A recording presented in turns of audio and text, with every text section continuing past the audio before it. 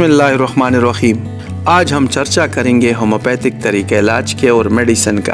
Homeopathic medicine कैसे काम करते हैं और कौन कौन सी बीमारियों में ज़्यादा फ़ायदेमंद है, ये है वो सवालात जो अक्सर लोगों के जहन में होते हैं। इस वीडियो में आपको मिलेगा इन सवालात का तफसीली जवाबात।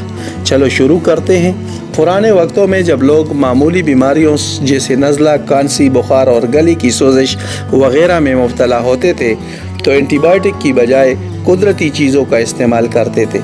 इसी तरह होम्योपैथिक भी छोटी मोटी बीमारियों के लिए मुतबादिल तरीके इलाज है।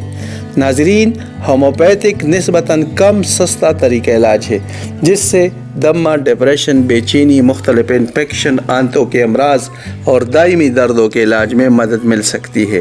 होम्योपैथिक के इलाज में हर फर्द की मेडिकल हिस्ट्री के मुताबिक इसका इलाज किया जाता है। यहाँ तक कि दो अफराद जो एक ही मर्ज़ में मुब्तला हो फिर भी इन दोनों की ट्रीटमेंट मुख्तलिफ तजवीज़ की जाएगी। ज़हनी और जज्बाती रवैयों को होम्योपैथिक में बहुत अहमियत हासिल है। जिस्मानी अलामात के साथ साथ होम्योपैथिक इलाज में इन बातों को भी मद्देनज़र रखा जाता है ताकि मनफी रद्द-ए-अमल से बचा जा सके, क्योंकि हर शख्स का जज्बाती और ज़हनी रद्द-ए-अमल मुख्तलिफ होता है। होम्योपैथिक तरीके इलाज में कुदरती अज्जा इस्तेमाल किए जाते हैं क्योंकि होम्योपैथिक का मकसद किसी भी साइड इफ़ेक्ट के बगैर महफूज तरीके से इलाज कराना है। इन अज्जा में ताज़ा और खुश जड़ी बूटियाँ इस्तेमाल होती है। होम्योपैथिक दमा, एलर्जी, डिप्रेशन में कारआमद है। एक तहकीक के मुताबिक 80% मरीज़ों में इस दवा के इस्तेमाल के बाद नुमाया कमी देखने में आई है। बीमारियों के ख़िलाफ़ होम्योपैथिक की छोटी सी खुराक में बहुत असर होती है। इसके अलावा मुख्तलिफ़ किस्म के इन्फेक्शन और पुराने दर्दों जैसे कंधों और कमर के दर्द होम्योपैथिक इलाज से ख़त्म किए जा सकते हैं।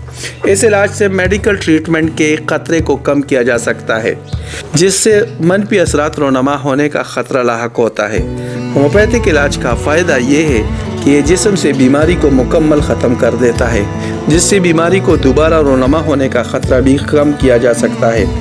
होम्योपैथिक तरीके इलाज के सिर्फ एक खामी है कि मरीज़ के बेहतरी में थोड़ा वक्त लगता है जिसके बायस मरीज़ मायूसी का शिकार हो जाता है। कुदरती अज्जा के इस्तेमाल की वजह से बीमारी से लड़ने और सेहतमंद होने में वक्त लगता है।